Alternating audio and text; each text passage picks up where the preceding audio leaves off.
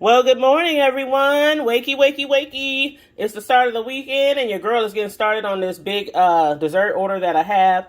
The order is for a good friend of mine that I've been knowing for years, who has been using my services for years, as a friend should. Hint, hint. No shade, no tea. I'm just playing. But anyway, right now I'm starting to work on some cupcakes. They want cupcakes. They want strawberry cupcakes. They want yellow cupcakes. They want chocolate covered strawberries. I have a ton of strawberries, y'all. That ain't even all of them.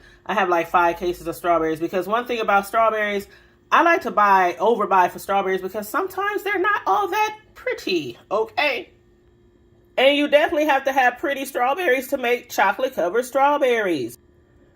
But not only that, I'm making also, I think I said chocolate covered Rice Krispie bars. So I'm doing that as well. So sheet cake, cupcakes, strawberries, and crispy bars. So that's what I'll be doing. I'm starting this morning. The party is tomorrow. So I'm getting a jump start. So hopefully I'll be done with everything at least by tomorrow morning, if not by late tonight.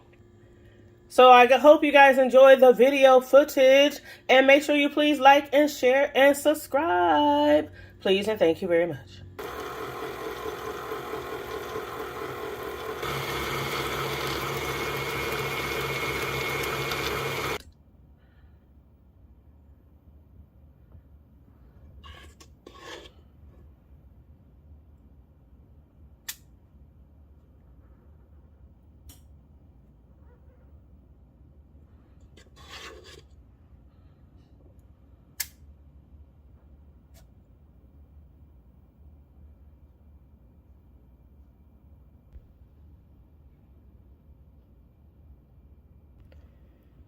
Man, that white frosting is going to be so delicious. Okay, so now the cake is decorated. My bad. So now the cake is blended really well. I was thinking about talking about frosting. So now we're going to get this cake into this pan. It's a half sheet cake pan, and it's going to be 2 layers, so I got to make 2 cakes. But as you can see, it's already greased with some good old Crisco. Anytime you make sheet cakes, it's best to use Crisco or, your oil, margarine, and then put flour on it. Just sprinkle some flour, not heavily, but lightly, and I'll show you that. But when it comes to like round cake pans, I usually use my baker spray just to spray that because it already has flour in it. But for the big cake pans that are really heavy, I really prefer to put some, the Crisco down lightly, cover it corner to corner, and then put some flour on there. So yeah, you just sprinkle it, just lightly. Then you're going to shake the pan to make sure it gets corner to corner. Don't do too much because then you're going to have to dump it out. So I always start with what I think is enough, and then I shake the pan up. And just tap it, side to side.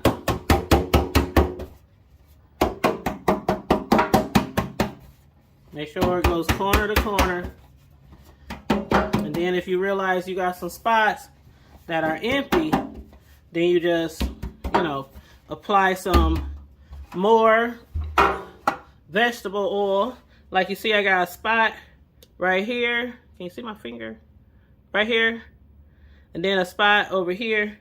So I want to put some more shortening. Again, I use Crisco.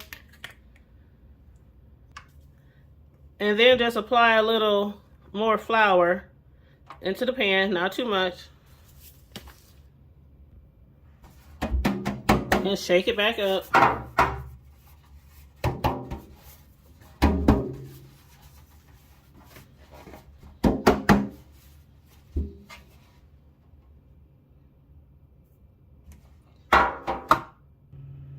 All right, now, so we can go ahead and fill the pan with the cake batter. Be careful how you fill it because you don't want to fill it too high.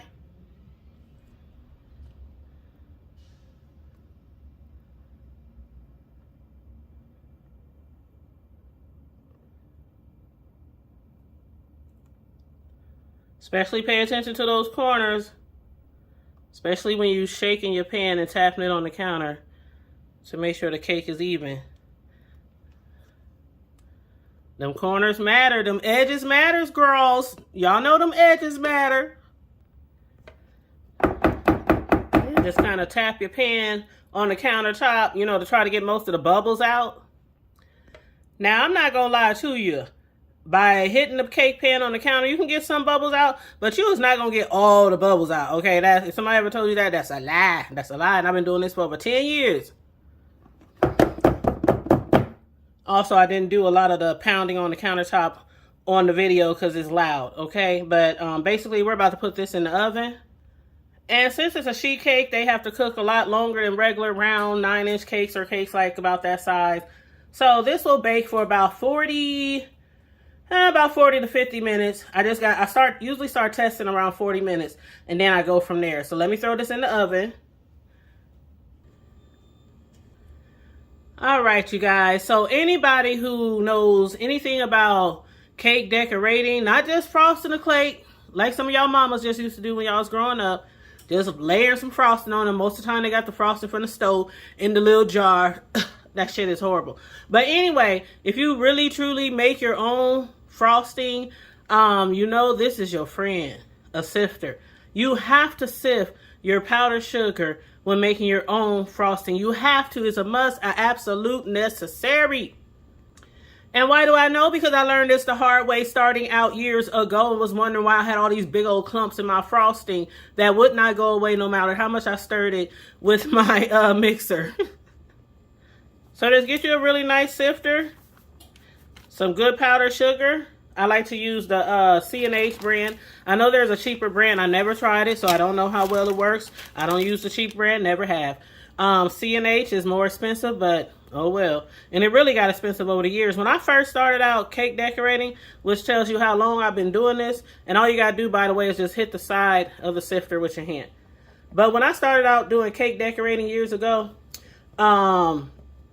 this C&H, it was about $175, $160.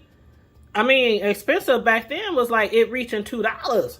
And now this stuff in our neck of the woods in the Midwest is like $3.75, $3.80, almost $4. So, you know, a lot of people wonder why cakes, the price of homemade, personal, customized cakes, you know, have been on the rise, you know, for like the last 3 or 4 years. It's because, you know, after the Rona, everything just got much, much, much, much, much higher. It is what it is, yo. You know, people either gonna pay or they not gonna pay for a beautiful, you know, design cake. As a cake artist, I only use the best supplies. I only get the best for my customers. Nothing leaves out my kitchen unless it's the best of the best. Now you can see there, see those hard little balls? It's always some hard little balls in the sugar. I don't care if the bag don't expire for a year or two. It's always gonna be some little balls down there. That's why you gotta sift. And then you just dump the balls over there. And then what I do after I sift as much sugar as I need, you know, I start pouring it slowly into my frosting, mixing my frosting. Then if I need more, I sift more, mix more into the frosting. But when I'm all done with them little balls, I take all them little balls and I sift them and get them as fine as I can and throw. So we ain't throwing the little balls away, okay? So let me get the sift in this because I have about, I got about 16 bags of C&H. These are each 2 pounds a piece. I have about 16 of these, okay? Again, I'm doing a 2-layer cake and I'm doing cupcakes. They want yellow and they want strawberry. And the colors for the theme is black, gold, and white. So everything, the cake, the chocolate covered strawberries I'm doing, the chocolate covered Rice Krispie treats I'm doing, the cupcakes I'm doing, it's all going to be black, white, gold frosting theme. Okay, and then I have these beautiful decorations to go on the cupcakes, like cupcake toppers and stuff like that. Oh God, they're going to be so cute. I can't wait. But anyway, let me get the sifting. I got a lot of sifting. This stuff takes a long time, but I'm telling you, it's so worth it. So get that wristing, okay, because it's so worth it. It will save your cake's life if you sift your powdered sugar first, okay? When I tell y'all, it takes a lot of time to sift powdered sugar, but it's so worth it. Here is 3 containers of powdered sugar that I sifted. And this isn't all that I need. I need a lot more than this, but this is the first batch to get us started. Oh, and before I forget, here are the strawberries cupcakes and also the yellow cupcakes. And there is the white cake, one of the white sheet cakes. Again, I'm making 2 because I'm going to have it double layered, 2 layers. And don't mind the shadow on the cake, that's my phone, obviously. Alright, you guys, so the butter is mixed for this batch. I have a lot of sticks of butters, but for this batch, the butter is all mixed up. I let it mix for about 5 minutes to try to get it as white as possible so that I can ensure that my buttercream frosting will start off as white as I can get it, because the base of your frosting is always white. And then once we add the powdered sugars to it, and then if we're going to color it, then we add the color to it. But again, our colors is going to be gold, black, and white. So the first batches I'm going to make is a ton of white. Then I'll take from those batches, separate some for the black frosting, and separate some to make the gold frosting. And then put away some just for the white frosting. So let's go ahead and get our powdered sugar in here.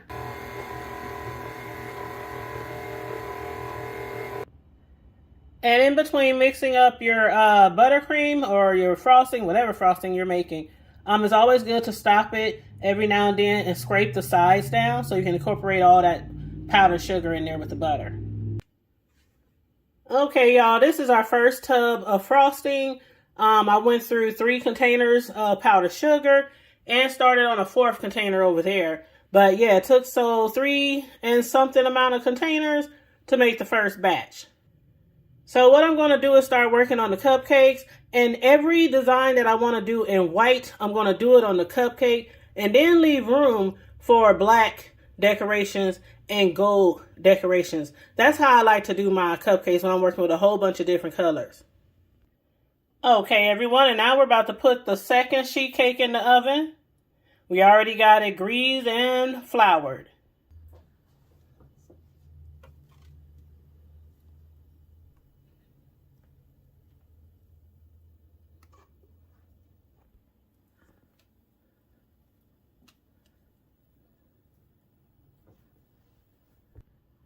All right, time to put the second sheet cake in the oven. And while that is in the oven doing its thing, I'm going to start working on some cupcakes, y'all.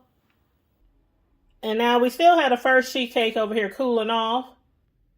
As you see, it's cooling off on a cooling rack upside down, which is how you should always cool off a cake. And for my sheet cakes, I usually allow them to cool off for maybe an hour and a half. And then I put it in the fridge to cool it off for about another hour and a half before I get to frosting it. Because being that it's so big, you want to definitely make sure it's all the way cooled down before attempting to frost it. You don't want any mishaps with no soft frosting, okay? And there's the second one in the oven. Alright, you guys, I'm ready to get started decorating on some of these cupcakes. So one of the designs that I'm going to do on the cupcakes, which I always like to do, is like a, a rosette style of decorating, a piping style that's very popular. I'm going to just do a few rosettes on some of the cupcakes.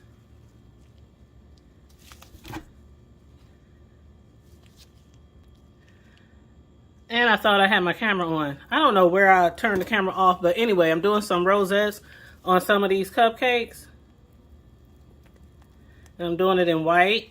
Again, the colors is going to be white, gold, and black. So, with that being said, I'm doing the white portion. This is easier for me. Everybody decorate their cakes differently, the way that works out best for them. But when I have several different colors and I want to incorporate all with a different design, like with each color, then I usually will do whatever design I want to start off with whatever color. And then I just put the cupcake to the side. And then I come with my separate color and I do the other designs that I want to do.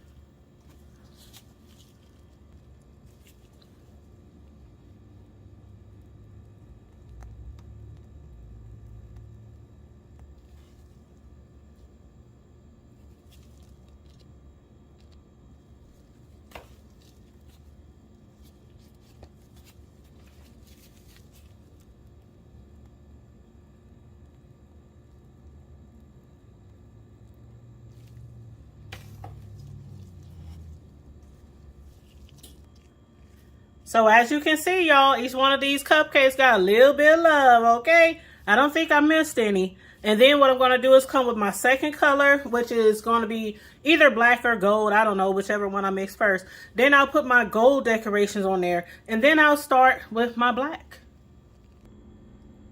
And here, you guys, is the finished first sheet cake. It's cooled off. I flipped it over. You can see the tracks in it from the cooling rack. So now I'm about to put this in the fridge for about an hour to an hour and a half before I get to frosting that. I'm going to just continue working on these cupcakes in the meantime. And then we got about 8 more minutes on the other cake that's still in the oven, the other sheet cake, the one that's going to go on top of this one. And then we're going to allow that one to cool off about 45 minutes or so. Then we're going to flip that one and put it upside down on the cooling rack. And we're going to then let it cool off for about an hour and a half. Then we're going to throw that one in the fridge for about an hour and a half. Okay, you guys, so I guess I'll go with the gold next. So what I'm going to do is do some designs with the gold. I'm going to start doing some rosettes. There's some air in the bag here. It's okay.